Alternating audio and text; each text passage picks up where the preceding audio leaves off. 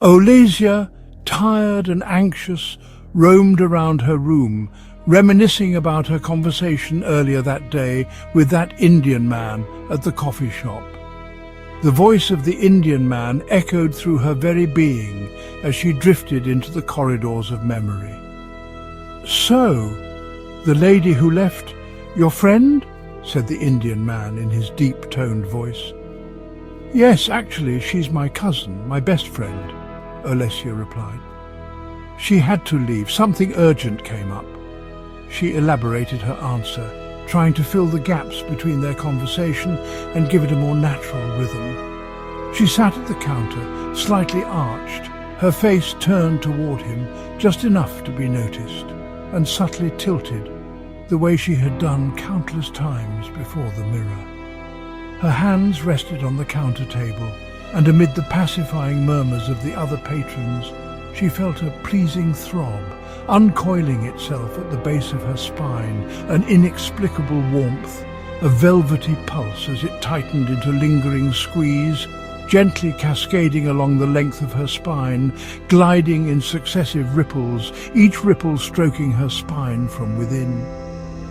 The sensation reaching to its saturation, and with every exhalation spilled itself into the hollow of her belly, and from there suffusing like liquid fire, putting at ease as it seeped every pore of her body. The waves of quiet assurance embracing and dissolving the tense knots within her, and she felt something delicate and molten massaging her from deep beneath her skin. "So, are you new in this town?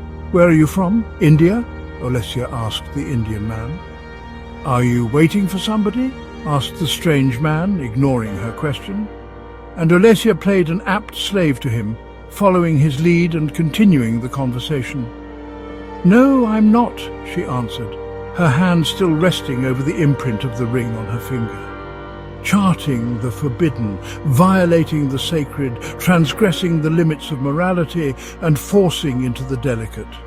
The restraint, shattering in the face of irresistible, has been human delight since time immemorial.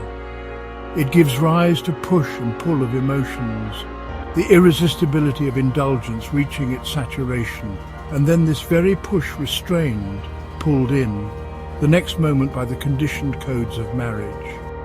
The heavenly pleasure of repeated saturations till the successive ripples of push and pull pace themselves and finally plunge into the Satan pit of indulgence, the pleasure of violation. What violation was about to be followed? Why did Indian man's presence exude such a seductive shroud, engulfing Olesia's primal instincts? Where this conversation was heading to? The story continues in Story at PB Chapter 7.